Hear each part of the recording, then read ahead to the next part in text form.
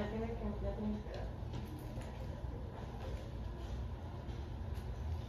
dar. Ok, bueno, vamos a terminar, ya no falta mucho, nada más un poquito de el tratamiento adyuvante y la estratificación del riesgo, unos algoritmos ahí en infarto sin elevación. Bueno, como tal, ya vimos la terapia antiagregante, anticoagulación y pues el tratamiento de reperfusión. ¿Qué sigue? En este caso, pues el uso de betabloqueadores en los pacientes que pues, no presenten contraindicaciones, ya sea falla cardíaca, bajo gasto, bloqueos auriculoventriculares, pues va a ser benéfico, ya que se ha visto que reduce el porcentaje de arritmias y pues la zona de isquemia que va a quedar pues como tal. Sabemos pues que bueno, creo que lo vamos a ver más adelante, las complicaciones, las arritmias ocurren pues en las primeras 24 horas más que nada, dependiendo del riesgo que tiene el paciente. Entonces, pues bueno, estos estudios fue lo que intentaron demostrar ante el uso de los betabloqueadores. Si podemos ver en el primero, pues la tasa de arritmias ventriculares era menor, era del 3.6%, versus el uso del placebo, que pues era del casi 7%, con una P significativa y pues con la reducción de la mortalidad. Esto es importante, ante esto pues se necesita la administración intravenosa temprana con posterior administración vía oral, y en caso de que el paciente presente alguna contraindicación para el uso del mismo, estar reevaluando y en el momento en el que ya no cumple ninguna contraindicación, iniciarlo de manera inmediata. Y pues con cuidado pues, ¿no? Con las contraindicaciones mencionadas.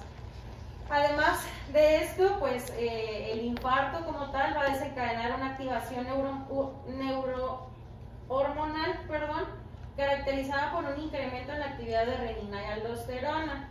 Y pues realmente la actividad de la renina se ha considerado como un factor independiente de la mortalidad en estos pacientes, que es en el punto pues en el que el inhibidor de la enzima convertida en angiotensina pues toma su rol.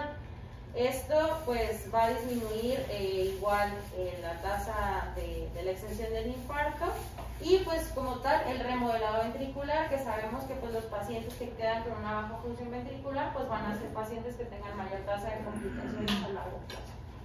Entonces va a estar indicado en todos los pacientes que tengan infarto, especialmente en los pacientes con un infarto de localización anterior, que queden con falla cardíaca y pues con una FEBI menor del 40%. Esto pues igual ha sido evaluado en diversos estudios. El más importante en este caso fue el ISIS-4, en el cual pues se evidenció la disminución de la mortalidad a las 5 semanas, 7% en comparación con el grupo placebo. Entonces pues igual administrar YECA en las primeras 24 horas en ausencia de complicaciones en estos pacientes. Y en caso de que haya alguna intolerancia a los YECAs, se puede utilizar un ARA2. Hay estudios que avalan, y pues el que se preferiría en estos casos sería el valsartán, que no hay diferencia pues entre el uso del YECA y el valsartán en este caso. Si bien una vez utilizado el YECA estamos bloqueando ahí la renina, va a estar también ahí como, pues la angiotensina 2 va a estar potenciando ahí la producción adrenal de aldosterona y va a estar incrementada a pesar de que tengamos el YECA. Entonces por eso en estos pacientes también va a estar indicado el uso de los antagonistas de la aldosterona.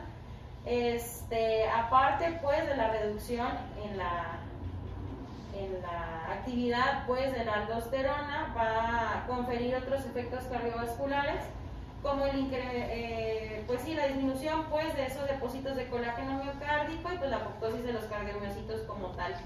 El fármaco que más se ha utilizado o está indicado en estos casos es la pledrenona, de 25 a 50 miligramos cada 12 horas, o pues en tal caso la espironolactona.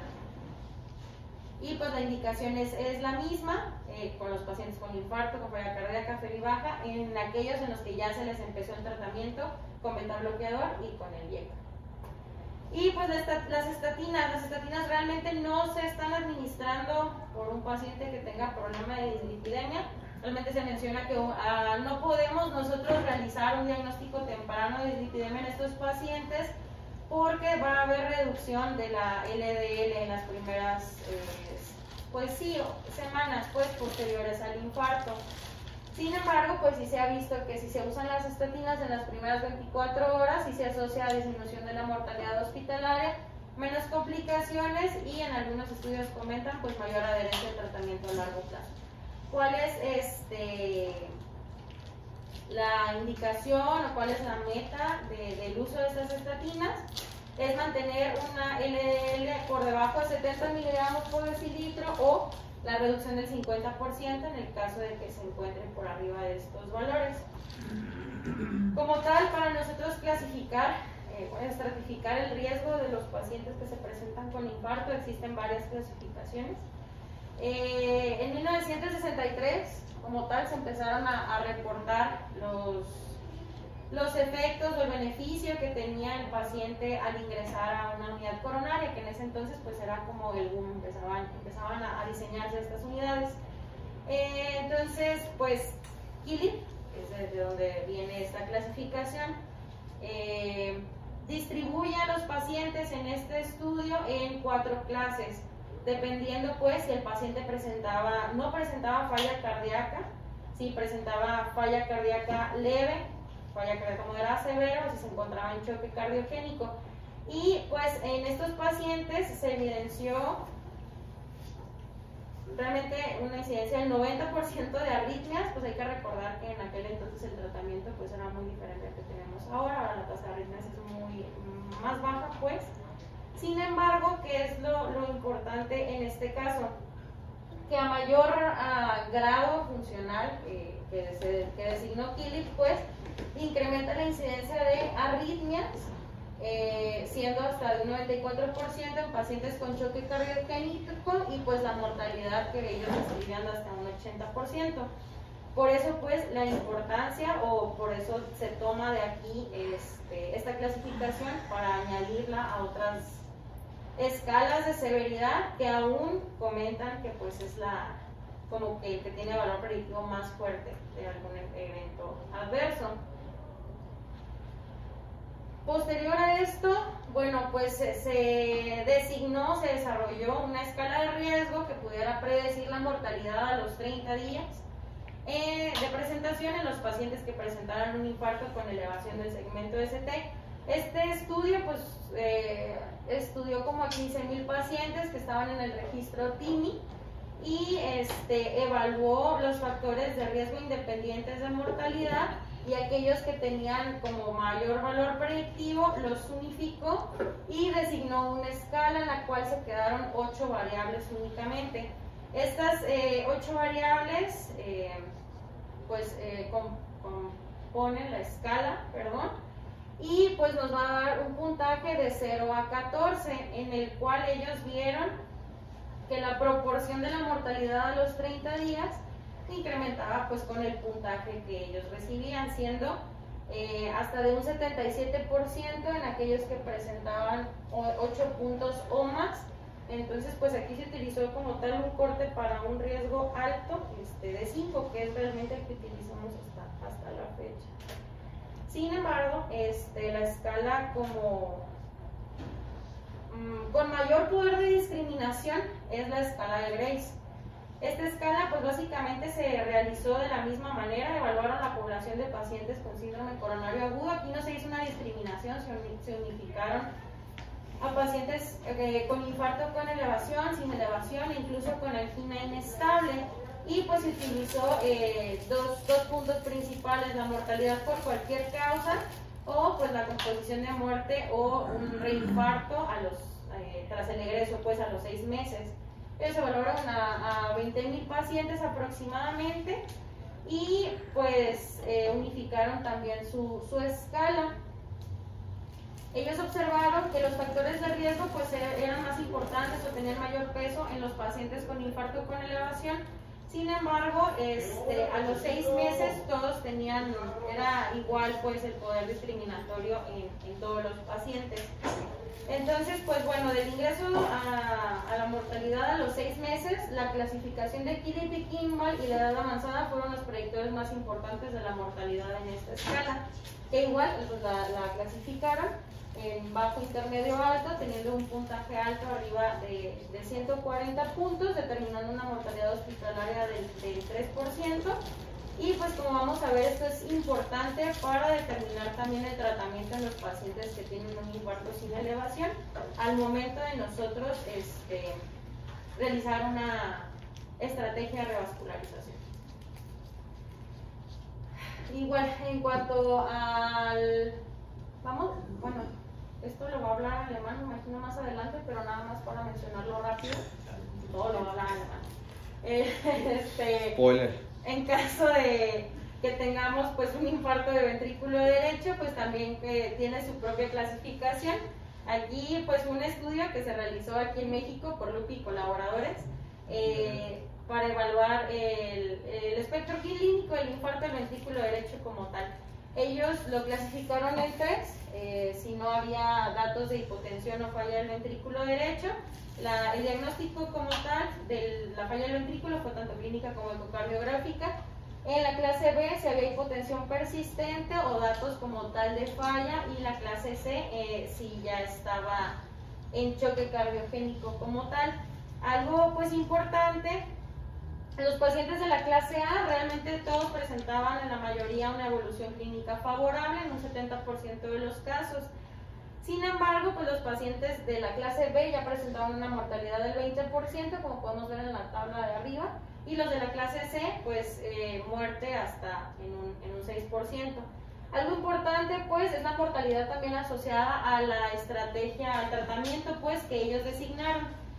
Algo, no sé, que llamó la atención, pues, fue que en los pacientes de la clase C, por ejemplo, si no se les realizaba intervención a comparación a que si se les administraba terapia trombolítica, pues había mayor mortalidad en la terapia trombolítica. Entonces, de ahí viene pues también la importancia de la selección pues de la estrategia de repercusión en el paciente. Y pues finalmente los pacientes que desarrollan choque cardiogénico, pues hay muchas escalas para nosotros estratificar el choque cardiogénico como tal. Sin embargo, lo engloban como un espectro único y pues en esta escala se evalúa como algo más heterogéneo. Lo clasifican en 5 estadios, en el cual pues realmente el estadio A va a un paciente que está únicamente en riesgo, y el paciente en un estadio E tiene básicamente un deterioro a pesar del tratamiento médico y pues un choque refractario. Adicional a esto, pues se confiere como un apartado, que es como el apartado A, en el caso de que los pacientes presenten un paro respiratorio, que puede ser paro cardiorrespiratorio, que puede ser en cualquiera de las 5 clasificaciones. Y pues obviamente a mayor estadio, pues va a ser mayor la mortalidad. En este caso, un paciente pues que nada más está en riesgo va a tener un riesgo de mortalidad como del 3%, a diferencia de que si nosotros lo tenemos en un estadio E, la mortalidad en una unidad de cuidados intensivos puede ser hasta del 67%. Unos aspectos nada más que varían en cuanto al manejo del paciente con infarto sin elevación. Entonces me las voy a pasar un poco rápido. Realmente el tratamiento de antiagregación plaquetaria va a ser el mismo. La piedra angular sigue siendo la aspirina a la misma dosis que comentamos el día de ayer. Y pues la antiagregación plaquetaria sigue siendo el tratamiento estándar recomendado, aunque y pues ya como comentaba ayer, con el clopidogrel, a menos de que hubiera intolerancia o no se encontrara disponible algún otro que ya hemos visto que tiene pues una menor tasa de mortalidad. Y pues bueno, esto ya lo había mencionado. Lo único que no mencioné fue el cangrelor, pero realmente se puede utilizar únicamente pues en caso de que nosotros no le hayamos dado esta antiagregación al paciente, porque pues es una administración intravenosa, es una administración pues con un efecto un poco más rápido. ¿Y qué dice en cuanto al pretratamiento en los pacientes que tienen un infarto sin elevación? Realmente, pues ya vimos que en un paciente que sí tiene un infarto con elevación va a ser un predictor, pues como tal, independiente de la permeabilidad de la arteria coronaria previo al procedimiento invasivo. Sin embargo, en este estudio, en pacientes sin elevación, se determinó que esta estrategia invasiva, pues en pacientes que iban a ser intervenidos, obviamente una ICP programada que se esperaba que fuera a corto plazo, no se veían beneficiados de esta estrategia de pretratamiento, y pues nada más en estrategia aplazada, que realmente va a ser la mayoría de los pacientes con los que nosotros nos encontremos, como ya lo habíamos mencionado ayer, pues sí se van a ver beneficiados, esto por el retraso en el manejo más que nada. La anticoagulación sigue siendo exactamente las mismas indicaciones durante 8 días o hasta que se realice el procedimiento. Y pues nada más tener en cuenta que siempre tenemos que valorar el riesgo sobre el beneficio de estas estrategias. Obviamente, un paciente que nosotros tenemos con anticoagulación y antiagregación, pues va a ser un paciente que de por sí pues va a estar ya en riesgo para desarrollar algún tipo de sangrado. Nada más, igual recordatorio como ayer, discernir, detectar aquellos factores de riesgo modificables en los que nosotros podemos intervenir. ¿Y en qué va a variar esto? Pues obviamente un paciente con infarto sin elevación, ya comentamos, no recibe tratamiento fibrinolítico. ¿Por qué? Porque sí hay estudios en los que se ha observado que la mortalidad pues incrementa considerablemente. Entonces, en estos pacientes, la ICP es la estrategia de elección. El tiempo para realizarlo va a depender del riesgo que tenga el paciente en el momento del contacto. Y pues bueno, lo vamos a dividir en 3 riesgos. En riesgo muy alto, si nuestro paciente está con inestabilidad hemodinámica, estado de choque, si tiene alteraciones eléctricas con arritmias mortales o potencialmente mortales, complicaciones eléctricas mecánicas, o pues si continuara, si tuviera pues datos electrocardiográficos de una enfermedad multivaso o del tronco. Y pues el paciente tendría que recibir una estrategia invasiva inmediata en menos de 2 horas, porque pues igual como comentábamos de los tiempos ayer, los primeros 120 minutos es donde se ve la mejor, el mayor impacto pues en la mortalidad del paciente. En caso de que pues no cumpla con estos criterios, pero tuviera el diagnóstico confirmado, tuviera una escala de Grace mayor a 140 puntos, que esto es un riesgo alto, o hubiera recibido, cayera pues en paro cardiorrespiratorio, presentara retorno a la circulación, pero el paciente no está en estado de choque, este paciente se puede esperar hasta 24 horas para recibir esta estrategia. Y pues obviamente un paciente que no cumple ninguna de las dos, pues sería una estrategia invasiva selectiva. En estos pacientes pues realmente se va a estratificar el momento en el que no se benefician, pues en las primeras 24 horas, puede retrasar hasta 72 horas o se puede manejar de acuerdo con los síntomas del paciente como si fuera una angina pues ya crónica. Y pues bueno, esto es un algoritmo de todo lo que ya habíamos hablado ayer. Algo importante es determinar qué paciente ingresa a una unidad de cuidados intensivos posterior a un infarto.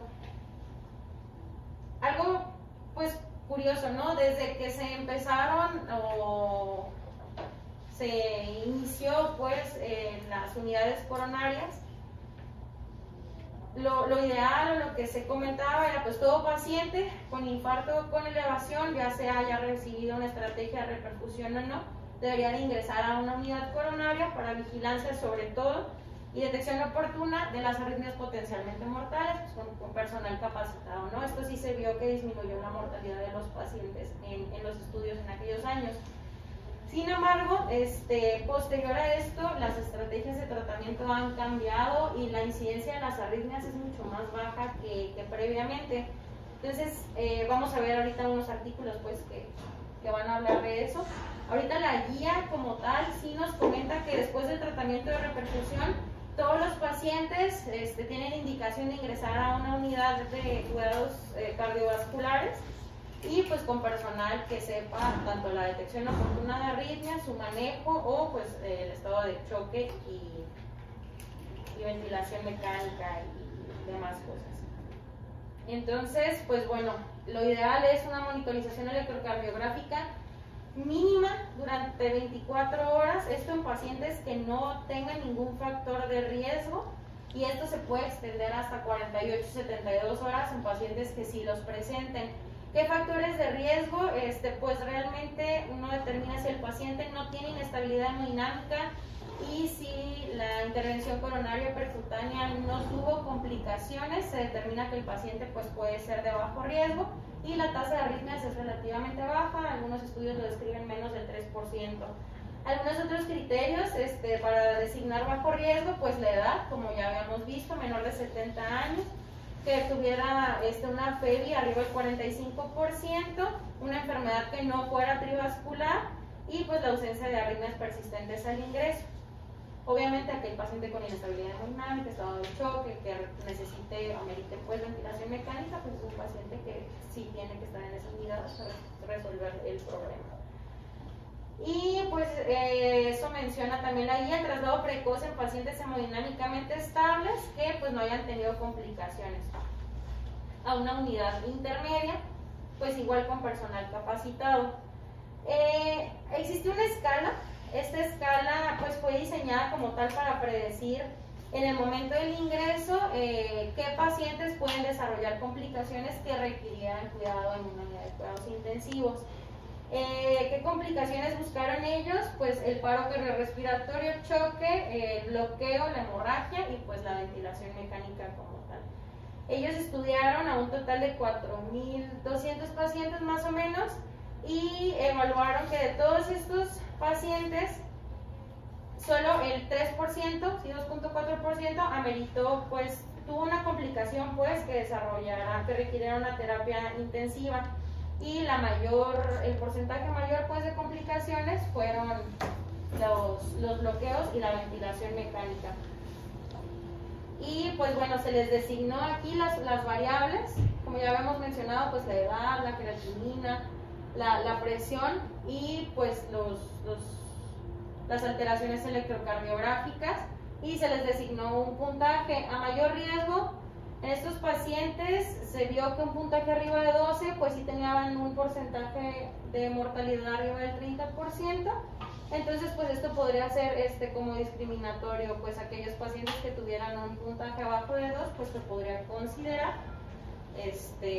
el manejo no en una unidad de cuidados intensivos, que son los que presentarían pues la menor tasa de complicación. Este otro pues menciona básicamente lo mismo, fue un estudio retrospectivo que se realizó de 2013 a 2016 en pacientes con infarto a los que se sometió pues a ICP primaria, y pues la hipótesis de ellos era que los pacientes de bajo riesgo podían ser manejados en unidades intermedias tras una ICP no complicada. Realmente pues bueno, lo que ellos observaron se incluyó a 599 pacientes que cumplían con esos criterios, pacientes con ICP primaria que estuvieran estables, y pues se vio que la tasa de complicaciones era de 1.8% totales, y pues el paro cardíaco se presentó únicamente en 1% de los pacientes. Y pues estos pacientes que estaban estables o presentaban complicaciones, olvidé mencionar, presentaban un score de SWOT menor que los que se presentaron libres de complicaciones. Este score es como un puntaje posterior a la ICP que determina la clase de Killip, el flujo TIMI después del procedimiento, la edad, la enfermedad trivascular y pues el tiempo de isquemia. Como habíamos mencionado, pues a mayor tiempo de isquemia, mayor tasa de complicaciones. Entonces, con estos pacientes, un puntaje menor de 3 confirió pues básicamente una complicación menor al 0.7%, entonces pues lo recomendaban pues para hacer como una discriminación de esto. Y pues este estudio es básicamente lo mismo, nada más que esto lo orientó más que nada al tiempo que tardaron los pacientes en recibir una estrategia de reperfusión o que se presentaran a un hospital. O sea, los pacientes con mayor tiempo para recibir manejo eran aquellos que presentaban la mayor tasa de complicaciones. Ellos utilizaron un punto de corte de 6 horas. Entonces, pues, ¿qué fue lo que se observó? Como podemos ver, todos los pacientes en el compuesto de muerte, paro cardiorrespiratorio, estado de choque o bloqueos fue mayor en los pacientes que tardaron más de 6 horas. Entonces, también el tiempo de evolución se podría considerar como un factor, pues, para discriminar. Pero en sí, pues las guías te dicen 24 horas mínimo. Realmente no hay una manera de decir quién sí, quién no va a desarrollar. Hay estudios que los dividen, ¿no? Evalúan al paciente que no ingresó a una terapia intensiva y pues también esos pacientes desarrollan arritmias, ¿no? Entonces, pues por eso la guía continúa mencionando pues las 24 horas de manera inicial y pues ir valorando de acuerdo a los factores de riesgo que se identifiquen en el paciente.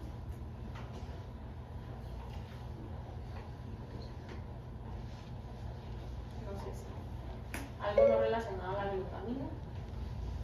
Ah, no, esa es para mi clase. Lo que habías comentado ayer que la morfina nos solía bajar el efecto del ticagrelor, corticosteroides, varias cosas. El estudio en el que se comparó, se vio que había eso, fue con ticagrelor, pues midieron con uso de morfina, si disminuye se miden niveles de ticagrelor, Sin embargo, en ese estudio mismo comentan pues que los pacientes que reciben morfina eran los pacientes que tenían más dolor o que están más complicados, que tenían mayor riesgo de mortalidad, sí. Y probablemente lo asociaron más a la gravedad de eso que tanto a la morfina, pues, o sea, lo dejaron como a reserva, por eso es que está a reserva, ¿no? Otra de las cosas que había leído en poblaciones especiales, ¿no? Ahorita que comentaban, en embarazadas, pues, que es, si bien es muy poco frecuente que pueda llegar a presentar un embarazado un infarto del miocardio, con la tasa de natalidad todavía más prolongada ahorita, después de los 40 años ya pueden llegar a presentar malos infartos y también los... Y ruptura, ¿no? Ajá, consideran más puntos a considerar los pacientes con infarto de embarazo, pues si es durante el embarazo ya se conocía con el síndrome coronario previo al embarazo, se puede durante el parto, por los medicamentos que vamos a poder llegar a utilizar con ellas, pues, ¿no? Que no podemos utilizar estatina, no podemos utilizar Viagra, la ERA2 en estas pacientes, ¿no? Lo demás no vale mucho el manejo, al menos lo que leí en cuanto a la ICP y la trombolisis, hay riesgo-beneficio, pues, con estas pacientes, ¿no? Y también los betabloqueadores, aquí en el instituto realmente tenemos tartrato de metoprolol y la guía te recomienda succinato de metoprolol ya cuando le vas a hacer alveolar porque es el de acción prolongada, y el tartrato que tenemos nosotros, que de hecho en tu presentación en la imagen viene a tartrato, ¿no? Ajá. Es el que tenemos aquí, pues ese es diferente a la acción, ¿no? Que son cosas que tenemos que considerar de lo que tenemos nosotros.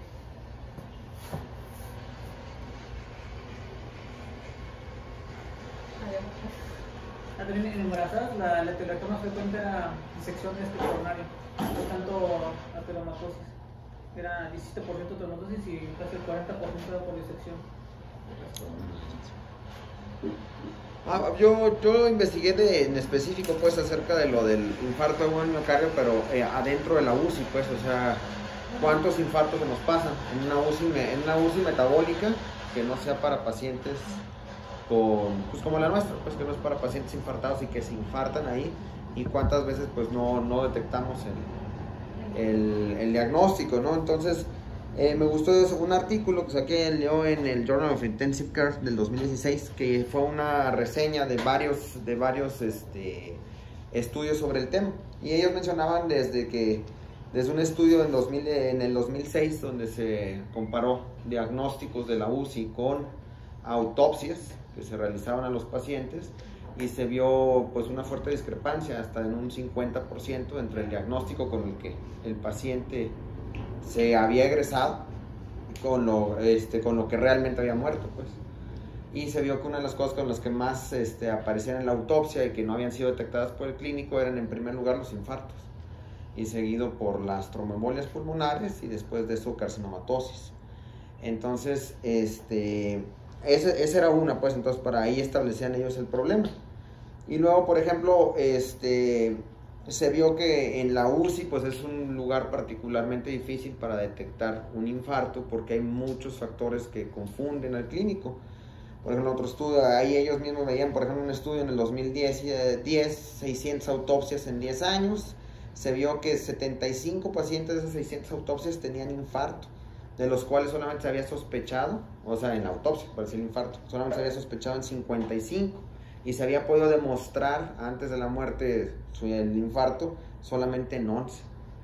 Entonces, pues es algo muy subdiagnosticado. Otro problema que ellos encontraban era, por ejemplo, en los pacientes con choque séptico, es muy, las troponinas no son confiables. Entonces, por ejemplo, hubo otro estudio donde ellos ven que eso es un estudio que se hizo sobre las troponinas precisamente en choque séptico, 46 pacientes.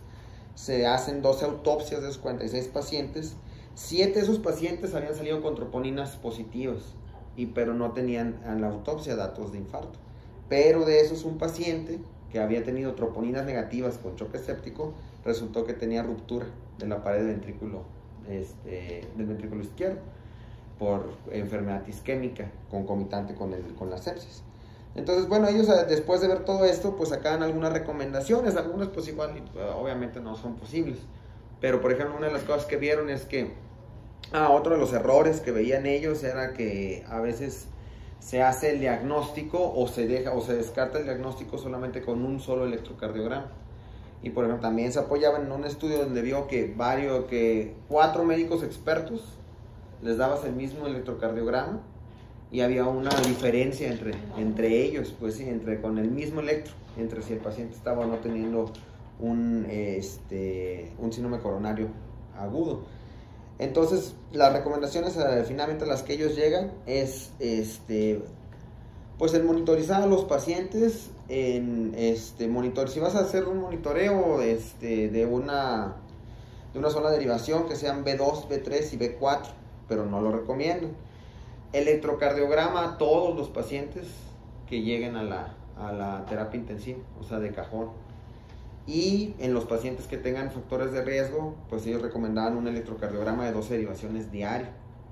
Bueno, pues digo que no necesariamente es fácil, pues eran las recomendaciones que ellos daban. También ellos me recomendaban pacientes que tuvieran factores de riesgo, troponinas diarias, que también pues es algo que económicamente a lo mejor no es viable, ¿no? Si había un paciente con sospecha de infarto agudo del miocardio, de lo preferente era que fuera consenso de 2 médicos, de 2 clínicos y con las enzimas. O sea, nunca tomar la decisión nada más con el puro electro, sino tomar la decisión con el electro, las enzimas y que fueran 2 médicos los que tomaran la decisión en conjunto, de preferencia. El ecocardiograma en pacientes en los que se sospechara que hubiera alguna anormalidad en la movilidad. ¿Por qué? Porque si se detecta una anormalidad en la movilidad con ecocardiograma, entonces el siguiente paso sería hacer una angiografía. Si el eco saliera normal, pues entonces la angiografía se puede evitar. Y eso era lo que bueno, me gustó mucho, se me hizo muy completo.